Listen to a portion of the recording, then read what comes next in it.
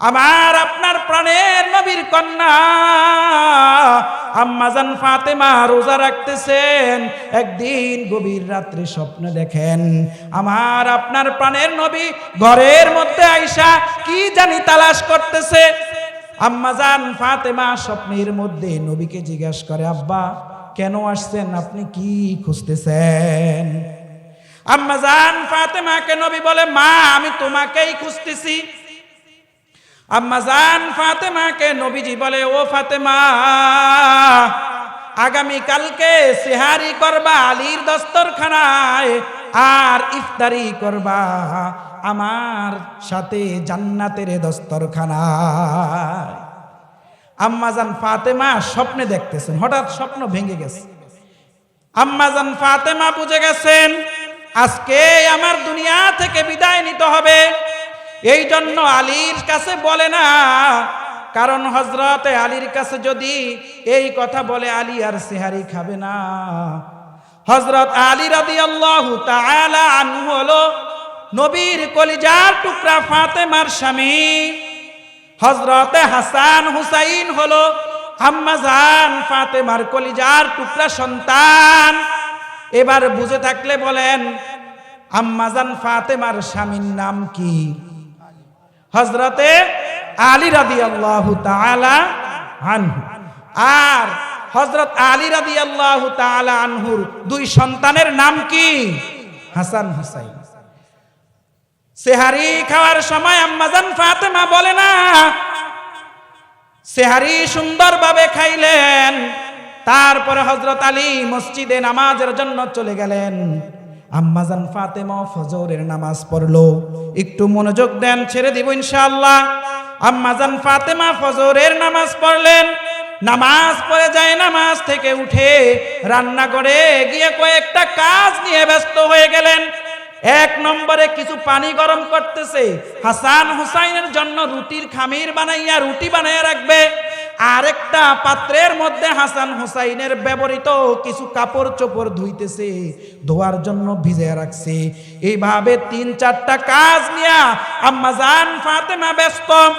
হযরত আলী ফজরের নামাজ পড়ে ঘরের মধ্যে আসছেন।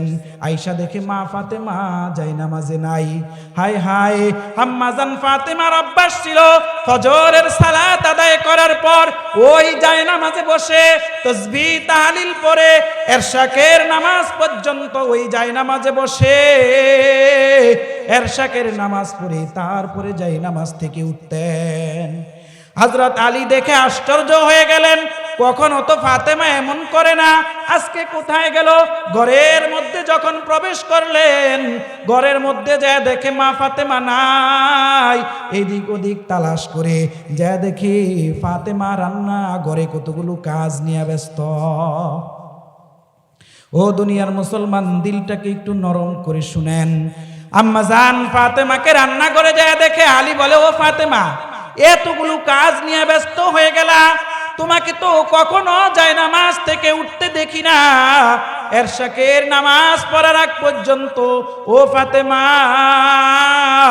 বলো না কেন উঠছো, একটু বলো না। আম্মাজান ফাতেমা বলে, স্বামী আমার, আপনি সেহারি খাইতে পারবেন না, এই জন্য আপনাকে বলি না। ও স্বামী আমার, গত রাত্রে আমি স্বপ্নে দেখেছি আমার আব্বাজান আয়েশা আমাকে বলে, ও ফাতেমা আজকে সেহারি করবা আলীর দস্তরখানায় আর ইফতারি করবা আমার সাথে জান্নাতের দস্তরখানায়।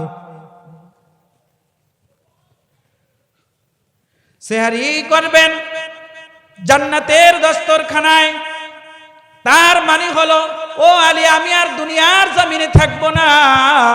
ও আলী এই কথা আপনার সাথে আমি আগে বলি না, কারণ আপনি সেহারি খাইতে পারবেন না। হযরত আলী রাদিয়াল্লাহু তাআলা আনহু এই কথা শোনার পর বাচ্চা মানুষের মতো ফুফায়া ফুফায়া কান্না শুরু করলেন। ও ফাতেমা কি বলো গো, তুমি চলে যাইবা দুনিয়া ছেড়ে, আমার হাসান হুসাইনকে কে দেখবে গো ফাতেমা? আলী রাদিয়াল্লাহু তাআলা আনহু কান্দে, ফাতেমা কান্দে, স্বামী স্ত্রীর কান্না। হাসান হুসাইন দৌড়িয়ে আসছে, মা মা মা গো। মা কোনো কথা বলে না, কেল কান্না করতেছে। বাবা কান্দে একদিকে, মা কান্দে একদিকে। ও যুবক ভাই, মুরব্বী বাবা, দিলের কান লাগায় শুনেন। মা বাবা কান্দতেছে, হাসান হুসাইন বলে, মা কেন গো কান্দো গো মা? হযরতে ফাতেমা রাদিয়াল্লাহু তাআলা আনহার একটা অভ্যাস ছিল, যখনই হাসান হুসাইন জ্বালাইতো, একটু দুষ্টামি করত, তখন বলতো, নানা জানের কবরের কাছে চলে যাও। আজকেও বলতেছে, ও হাসান ও হুসাইন, আমাদেরকে ডিস্টার্ব করিও না, নানা জানের কবরের কাছে চলে যাও। হাসান হুসাইন দৌড়িয়া নানা জানের কবরের কাছে চলে গেছে। বলেন না আল্লাহু আকবার। হাসান হুসাইন যায়া কবরকে জড়ায় ধরছে। নবীজি কবর থেকে হাসান হুসাইনকে বলে, ও হাসান হুসাইন, এখানে কেন আসছো? যাও যাও, মার কাছে চলে যাও। আজকের পর থেকে আর মার চেহারা দেখবা না। ও হাসান হুসাইন, যাও যাও, মার কাছে চলে যাও। হাসান হুসাইন দৌড়িয়া মার কাছে আসছে। মার কাছে আইসা দেখে মা কাঁদে, বাবাও কাঁদে। ও মা, কেন গো কাঁদো? মা, তুমি যদি নাও বলো, নানা জান কিন্তু আমাদেরকে বলে দিছে। ও মা, আমরা কাকে মা বলে ডাকবো গো মা? আমরা কাকে গো মা বলে ডাকবো? ও মা, তুমি যদি দুনিয়া থেকে চলে যাও, আমরা কাকে মা বলে ডাকবো? আমাদেরকে কে আদর করবে গো মা? আমাদেরকে কে যত্ন করবে গো মা?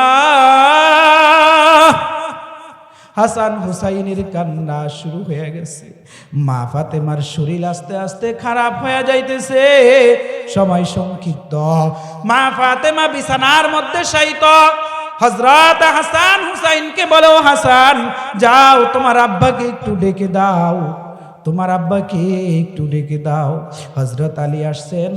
ও আলী, প্রাণের স্বামী আমার, মনে হয় আর বেশিক্ষণ দুনিয়ার জমিনে থাকবো না।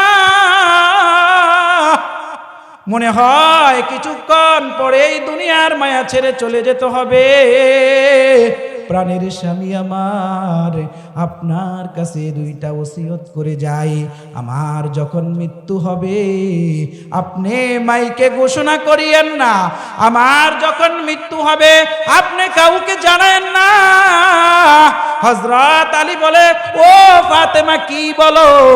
তুমি হলা দু জাহানের সরকারের কন্যা। তোমার মৃত্যুর খবর পেলে হাজার হাজার মানুষ আসবে। তোমার মৃত্যুর খবর পেলে জানাজার জন্য অনেক মানুষ আসবে। ও মা, পর্দার আড়ালের মা গো, হাসান হুসাইনের আম্মা জান, আপনি আপনার মৃত্যুর খবর পেয়ে হাজার হাজার মানুষ একত্রিত হবে। ও প্রাণের স্বামী আমার, যদি মানুষ আসে গো, যদি আমার পর্দার খেলাপ হয়, বলেন আল্লাহু আকবার। আমি মৃত্যুর পর আমার খাটিয়া দেখে যদি কেউ অনুভব করে, আমার লাশটা দেখে যদি কেউ অনুভব করে কেমন ছিল নবীর কন্যা, কতটুকু মোটা ছিল, কতটুকু লম্বা ছিল, ও প্রাণের স্বামী আমার, আমার আব্বা তখন হাসরের ময়দানে শর্মিন্দা হবে। আমার পর্দার যদি খেলাপ হয়, এই জন্য আপনি কাউকে ডাকিয়েন না। আল্লাহর নবীর সাহাবী আসছেন। আল্লাহর নবীর সাহাবীকে দেখে বলতেছে, আমি তো কাউকে বলি না, তোমাকে কে বলেছে? বলে, আমাকে কেউ বলে না, আমাকে কেউ বলে না। মুঝে কো পাওয়ালো মুসাফির না সমঝো, मैं आया नहीं हो, बुलाया गया हो। ও আলী, আমি ঘুমাইতেছিলাম, গভীর রজনীতে স্বপ্নে দেখি আমার প্রাণের নবী আয়েশা বলতেছে, ও সাহাবী, এখনো ঘুমাইতেছো কেন গো? আমার ফাতেমা দুনিয়া ছেড়ে চলে গেছি, আমার ফাতেমার খাটিয়া ধরার জন্য কেউ নাই, যাও যাও আমার ফাতেমার খাটিয়া ধরার জন্য তুমি চলে যাও। আম্মাজান ফাতেমাকে কবরস্থ করা হলো, আম্মাজান ফাতেমাকে দাফন করা হলো, তারা চলে আসতেছে, ওই সাহাবী দাঁড়ায় রইছে। সাহাবী কবরকে উদ্দেশ্য করে বলতেছে, ও কবর, জানুনি তোমার মধ্যে আজকে কাকে রাখছি?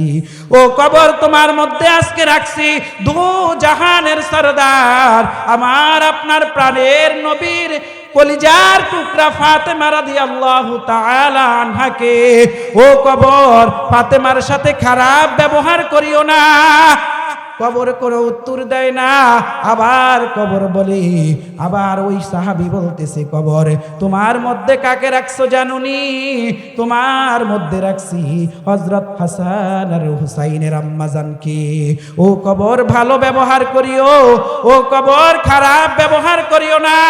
কিছুক্ষণের মধ্যে কবরের জবান খুলে যায়, চিল্লা কোন আল্লাহু আকবার।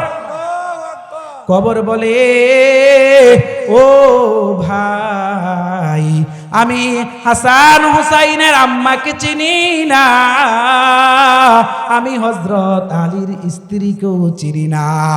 ও ভাই, আমি নবীজির কন্যা ফাতেমাকেও চিনি না। আমি এমন একটা কবর, আমি শুধু চিনি ঈমান আর আমল। বলেন না আল্লাহু আকবার। আমি কাউকে চিনি না।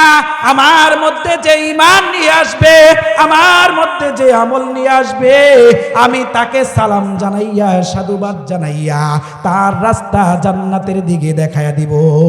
ও কবর, আমি এমন একটা ঘর, এমন একটা ঘর, আমার আপনার নবী বলেন, কবর প্রতিদিন যার যার কবর তাকে ডাক দিয়া বলে, আনা বাইতুল ওয়াহদা, ও বান্দা, আমি কিন্তু একাকী ঘর, আমি কিন্তু একাকী ঘর। কবর ডাক দিয়া বলে, আনা বাইতুল ওয়াহদা, আনা বাইতুল গুরফা। ও ভাই, আমি অপরিচিত ঘর, আমার কাছে কারো কোনো পরিচয় নাই, দুনিয়ার কোনো বাদশার পরিচয় নাই, দুনিয়ার কোনো জজ ব্যারিস্টারের পরিচয় নাই। আমার কাছে পরিচয় হলো যে ঈমান আর আমল নিয়ে আসবে, আমি তাকে সাধুবাদ জানাবো, সালাম দিব। দুনিয়ার কোনো প্রধানমন্ত্রীকেও আমি চিনি না, দুনিয়ার কোনো আলেমকেও আমি চিনি না, দুনিয়ার কোনো বক্তাকেও আমি চিনি না, আমি শুধু চিনি ঈমান আর আমল। এই জন্য যে আমার কাছে আসবা, ঈমান আর আমলকে মজবুত করে আসবা। ও ভাই, কবরের জিন্দেগিতে যাইতে হবে। কবরের জিন্দেগি বড় ভয়ানক। যদি ঈমান আর আমল ছাড়া যায়, ওই জিন্দেগি আমার বাপনার জন্য বড় কঠিন জিন্দেগি। এই জন্য আসুন আমরা কবরের জিন্দেগি, কবরের সামান অর্জন করার জন্য অন্তরের মধ্যে তাকওয়া অবলম্বন করতে হবে। এই অন্তরের মধ্যে আল্লাহ তাআলার ভয় আমাদের আপনার অন্তরের মধ্যে আনতে হবে। অন্তরের মধ্যে যদি আল্লাহ পাকের ভয় এসে যায়, তাহলে কোশ্চিন কালো আমার আপনার দ্বারা গুনার কাজ হবে না। আল্লাহ, তারা তোমাকে পাওয়ার জন্য আসছে, জাহান্নাম থেকে মুক্তি চায়, জান্নাত পেতে চায়।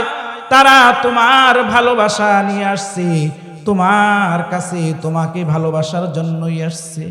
আল্লাহ পাক রব্বুল আলামিন ফেরেশতাদেরকে বলে, ও ফেরেশতারা, তারা কি আমাকে দেখছে? ফেরেশতারা জবাবে বলে, না আল্লাহ, তারা তোমাকে দেখে না। আল্লাহ পাক রব্বুল আলামিন বলে, ও ফেরেশতারা, তারা কি আমার জান্নাত দেখছে? ফেরেশতারা বলতেছে, না আল্লাহ, তারা তোমার জান্নাত দেখে না। আল্লাহ পাক রব্বুল আলামিন বলে, ও ফেরেশতারা, তারা কি আমার কঠিন সেই জাহান্নাম দেখছে? ওই ফেরেশতারা বলে, না না আল্লাহ, তারা জাহান্নামও দেখে না। কিন্তু তারা কেন আসছে? জান্নাতও দেখলো না, জাহান্নামও দেখলো না, আমি মাওলাকেও দেখলো না।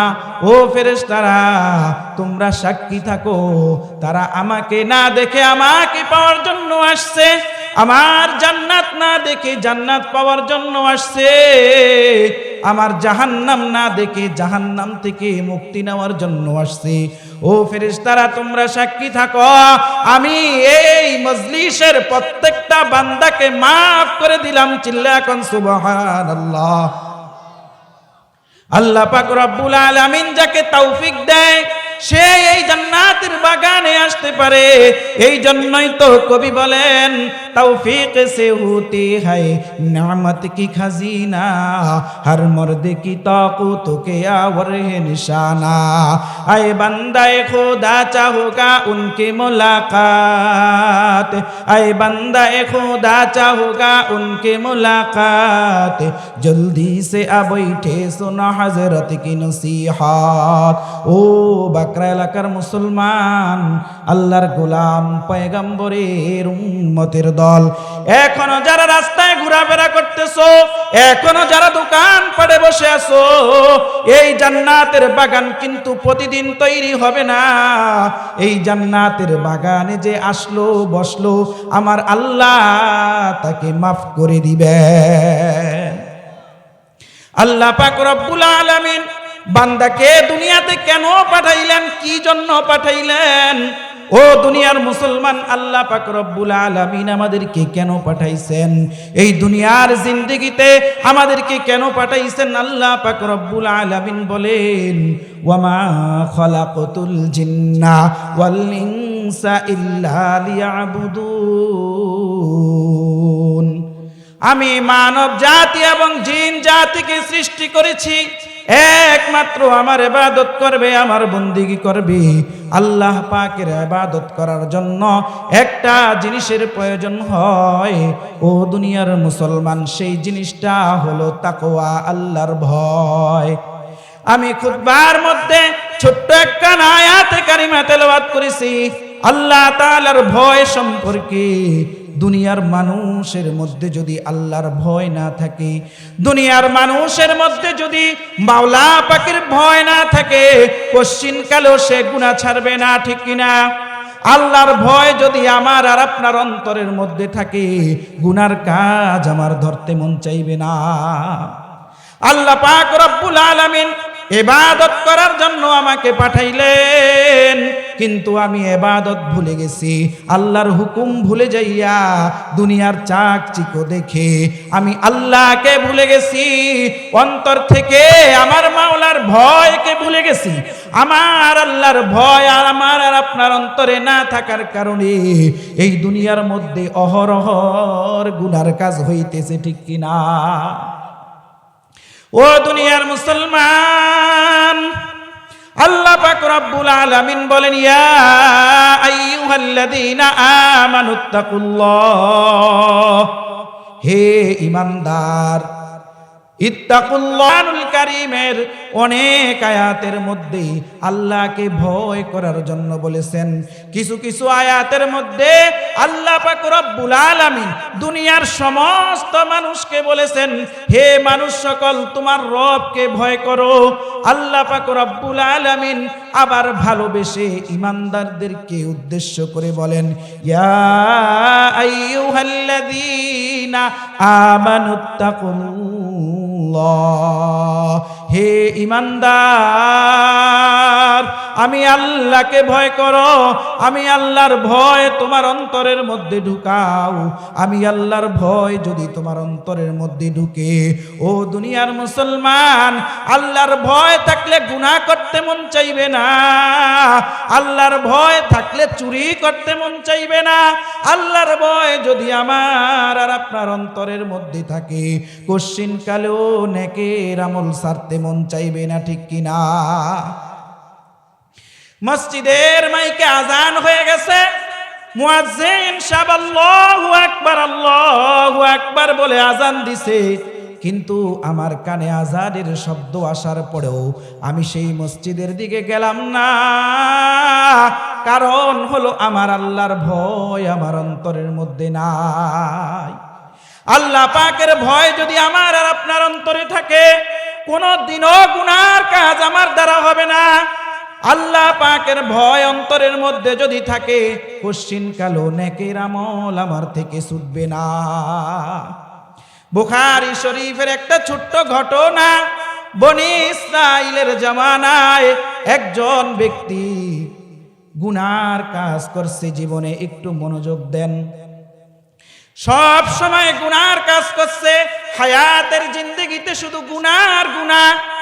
এমন কি গুনাহ, মুর্দার ব্যক্তির কাফন চুরি করেও সে গুনাহ কামাইছে। বুখারী শরীফের মধ্যে, সহিহুল বুখারী, দুনিয়ার মধ্যে আল গ্রন্থ কোরআনের পরে যেই কিতাবের স্থান সেটা হলো বুখারী শরীফ। এই বুখারীতে সহিহ হাদিসগুলোর মধ্যে একটা হাদিস আসছে, আল্লাহ রাসূল সাল্লাল্লাহু আলাইহি ওয়াসাল্লাম হাদিসের মধ্যে ইরশাদ করেন, বনি ইসরাইলের জামানায় ওই ব্যক্তি গুনাহ করত। এক পর্যায়ে যখন বার্ধক্যজনিত কারণে অসুস্থতা দেখা দিল, আর ছেলে সন্তানদেরকে ডাইকা বসাইল, ও সন্তানেরা রে, জীবনে কখনো নেকের আমল করি না, কখনো নেকের আমল করি না, জীবনে কোনো সময়ও গুনার কাজ ছাড়ি না। ও সন্তানেরা, তোমাদের কাছে একটা কথা জিজ্ঞেস করি, আমি পিতা তোমাদের কাছে কেমন পিতা ছিলাম?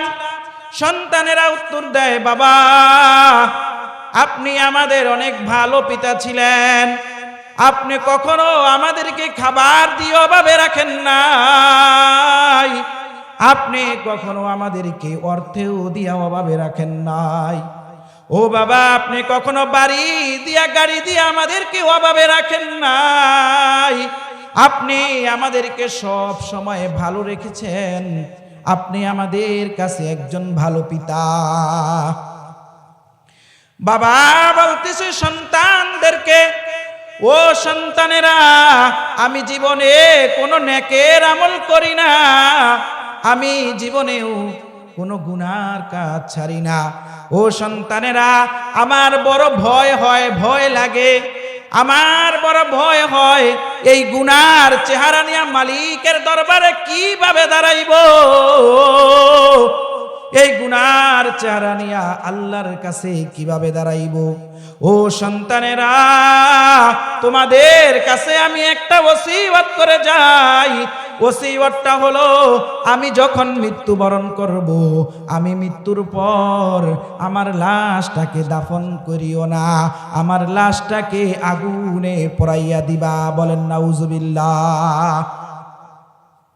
আমার লাশটাকে আগুনে পোড়াইয়া দিবা, আর আগুনে পোড়াইয়া দেওয়ার কারণে আমার লাশটা যখন একেবারে ছাই হয়ে যাবে, ওই ছাইগুলো প্রচন্ড বাতাসের মধ্যে ছেড়ে দিবা, এক ভাগ ছাই নদীর মধ্যে মিশিয়ে দিবা। কারণ হলো, আল্লাহ আমি যখন এভাবে ছাই হয়ে যাব, আমার মাওলা তো আর আমাকে দেখবে না। ওই ব্যক্তির জানা ছিল না আমার মাওলায় সমস্ত ক্ষমতার অধিকারী, আমরা যা পারি না, বলেন না পারে কে? আমরা যা দেখি না, দেখে কে? ইন্নাল্লাহা আলা কুল্লি শাইইন কাদির, ইন্নাল্লাহা সামিউন বাসীর। সমস্ত ক্ষমতার অধিকারী কে? আর জোরে চিল্লা এখন, সমস্ত ক্ষমতার অধিকারী কে? সমস্ত কিছু দেখেন কে? আমরা যা দেখি না, দেখে কে? আমরা যা পারি না, বলেন না পারে কে? ও দুনিয়ার মুসলমান, ওই বান্দা মনে করেছে আমি যখন ছাই হয়ে যাব, আমাকে তো আল্লাহ দেখবে না। একটা ভয় অন্তরে কাজ করছে, গুনার কাজ করতে করতে গুনার বোঝা মাথায় নিয়া আল্লাহর দরবারে দাঁড়ানোর তার পক্ষে সম্ভব না। সন্তানদেরকে সে ওসিয়ত করে গেছে, ও সন্তানেরা, আমার লাশটাকে পুরাইয়া ছাই বানাইয়া দুইটা ভাগ করে, একটা ভাগ নদীর মধ্যে ছেড়ে দিবা, আর একটা ভাগ প্রচন্ড বাতাসের মধ্যে ছেড়ে দিবা।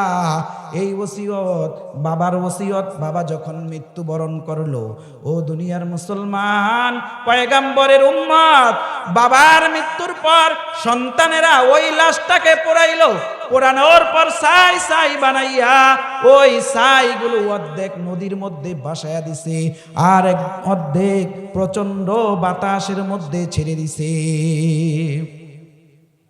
আল্লাহ পাক রব্বুল আলামিন সমস্ত ক্ষমতার অধিকারী, আল্লাহ পাক রব্বুল আলামিন বাতাসকে অর্ডার করলেন, হে বাতাস সব ছাইগুলো একত্রিত করো, হে পানি সমস্ত ছাইগুলো একত্রিত করো। যখন সব ছাইগুলো একত্রিত করা হলো, ওই বান্দার মধ্যে রূহ দিয়া দিলেন। আল্লাহ পাকের কাছে দণ্ডায়মান, আল্লাহু আকবার চিল্লা কন্না আল্লাহু আকবার। আল্লাহ পাক রব্বুল আলামিন জিজ্ঞেস করলো, ও বান্দা এটা কেন করলা? এই কাজটা তুমি কেন করলা? কেন করলা রে বান্দা? ওই বান্দা বলে, আল্লাহ দুনিয়ার জিন্দেগিতে কোনো নেকের আমল করি না, দুনিয়ার জিন্দেগিতে কোনো বদের আমল ছাড়ি না গো আল্লাহ। এই চেহারা নিয়ে আপনার কাছে কিভাবে দাঁড়াইব? এই ভয়ের কারণে আমি এরকম করেছি, এই ভয়ের কারণে আমি সন্তানদেরকে ওসিয়ত করে গেছি। আল্লাহু আকবার। আল্লাহ পাক রব্বুল আলামিন বলে, বান্দা তোমার মধ্যে যে আমার একটা ভয় কাজ করছে, তুমি আমাকে ভয়ের কারণে এই কাজ করছো, এই জন্য আমি তোমাকে মাফ করে দিলাম। চিল্লা কন্না সুবহানাল্লাহ। কিন্তু তখন তো আইয়ামে জাহিলিয়াতের যুগ ছিল, বনি ইসরাইলের জামানা ছিল। এখন তো পরে তো আমার আপনার নবী আইসা আমাদেরকে শিখাইয়া দিছে, আমাদের মরণ হলে দাফন হবে, কাফন হবে, ঠিক না? এই জন্য যেই এই ঘটনার যেই মূল উদ্দেশ্য ইমাম বুখারী আনছেন, যে ভয় কি, ইত্তাকুল্লাহ, তাকওয়া, এই ভয় কাজ করার কারণে আমার আল্লাহ খুশি হয়ে ওই বান্দাকে মাফ করে দিয়া জান্নাতের অধিবাসী বানায়া দিছে। চিল্লা কোন সুবহানাল্লাহ। ও দুনিয়ার মুসলমান, আল্লাহর ভয় যদি অন্তরের মধ্যে থাকে, কোশ্চিনকালও গুনাহ হবে না। আল্লাহর ভয় যদি অন্তরের মধ্যে থাকে, কোশ্চিনকালও নেকের আমল ছাড়া যাবে না। এই জন্য অন্তরের মধ্যে তাকওয়া অবলম্বন করতে হবে। ও দুনিয়ার মুসলমান, হযরত ওমর ফারুক রাদিয়াল্লাহু তাআলা আনহু কেমন একজন জলিল কদর সাহাবী ছিলেন, আল্লাহর ভয় কেমন ছিল সাহাবায়ে কেরামের মধ্যে। ও দুনিয়ার মুসলমান, ছোট্ট একটা ঘটনা বর্ণনা করি। আমিরুল মুমিনিন যখন অর্ধ পৃথিবীর বাদশা, অর্ধ জাহানের বাদশা আমিরুল মুমিনিন একদিন সফর করে মরুভূমি দিয়ে আসতেছিলেন। আমিরুল মুমিনিন যখন আসতেছে, কিছু রাখাল, একটা রাখাল কিছু বকরি নিয়া রাখালে ওই মাঠের মধ্যে ওই বকরিদেরকে খাওয়াইতেছেন। আমিরুল মুমিনিন ওই রাখালকে ডাক দিলেন, ও রাখাল, আমার বড় ক্ষুধা লাগছে, আমার বড় পিপাসা লাগছে, তুমি যদি আমাকে একটু দুধ দহন করে দিতা তোমার বকরি থেকে, তাহলে আমি ওই দুধ পান করে আমার তৃষ্ণা নিবারণ করতাম।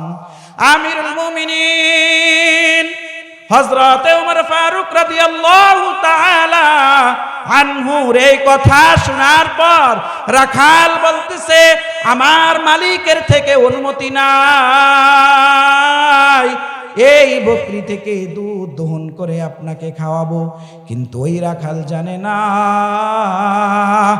এই আমিরুল মুমিনিন ইনি হলেন অর্ধ পৃথিবীর বাদশাহ।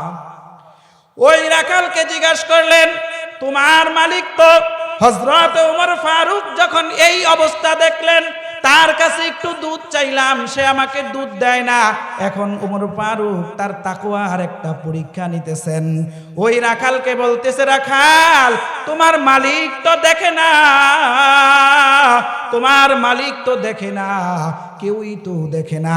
তুমি যদি আমার কাছে একটু দুধ বিক্রি করো আর আমি তোমাকে কিছু টাকা দেই, তুমি ওই টাকা দিয়ে কিছু উপার্জন, তোমারও সমস্যা সমাধান হবে, আর দুধ খেয়ে আমার পিপাসা নিবারণ হবে। এই কারণে যদি তুমি আমাকে উপকার করো। ওই রাখাল বলে, ও ভাই, আমার মালিক দেখে না, কিন্তু আমি যেই জামানার মধ্যে আছি আমাদের একজন আমিরুল মুমিনিন আছেন, আমাদের একজন ওমর ফারুক রাদিয়াল্লাহু তাআলা আনহু আছে, যিনি এই অপরাধের বিচার করবেন, যিনি এই অপরাধ সহ্য করবেন না। ওই রাখাল কার কাছে বলতেছে একটু বুঝে থাকলে বলেন, যার সাথে আলাপ করতেছে তিনি কে? হযরত ওমর ফারুক রাদিয়াল্লাহু তাআলা আনহুর সাথেই রাখাল আলাপ করতেছে। রাখাল তো চিনে না, বলতেছে আমাদের একজন আমিরুল মুমিনিন আছেন, তিনি এই অপরাধের বিচার অনেক কঠিন করবে, আমি পারবো না দিতে। দেখেন ওমর ফারুক ইমানের পরীক্ষা নিতেছে, তাকওয়ার পরীক্ষা নিতেছে। ও রাখাল ভাই, তোমার আমিরুল মুমিনিন তো এখানে নাই। ওই রাখালের তাকওয়ার পরীক্ষা। ওই রাখাল বলতেছে ভাই আমিরুল মুমিনিন নাই, কিন্তু আমাদের একজন পালনকর্তা আছে। তিনি কে? তিনি কে? জোরে বলেন, তিনি কে? আমাদের একজন পালনকর্তা আছে, তিনি হলেন আল্লাহ। আমার আল্লাহ কিন্তু সব কিছু দেখে। ওই রাখালের মধ্যে কেমন তাকওয়ার ভয় ছিল! ও দুনিয়ার মুসলমান, কেন কেন অন্যায় করতেছো? কেন আল্লাহর ভয় অন্তরের মধ্যে নাই? তখনকার জামানার মানুষের ভয় কেমন ছিল? হযরতে ওমর ফারুক বলে, হায় আমার জামানার সাধারণ মানুষের তাকওয়াও বড় ভালো। এই হলো তাকওয়ার পরীক্ষা। আর আমাদের আপনাদের মাঝে কেমন তাকওয়া! একজনের পাশ থেকে সরে গেলেই তার নামে গীবত গাইতে হয়, কিভাবে আরেকজনের সম্পদ মাইরা খাওয়া যায় এই জন্য চিন্তা করতে হয়। হযরতে ওমর ফারুক আমিরুল মুমিনিন, রাষ্ট্র ক্ষমতার অধিকারী, রাত্রে গভীর রাত্রে কুফি জ্বালাইয়া রাষ্ট্রের কিছু কাজ করতেছেন। আমাদের আপনার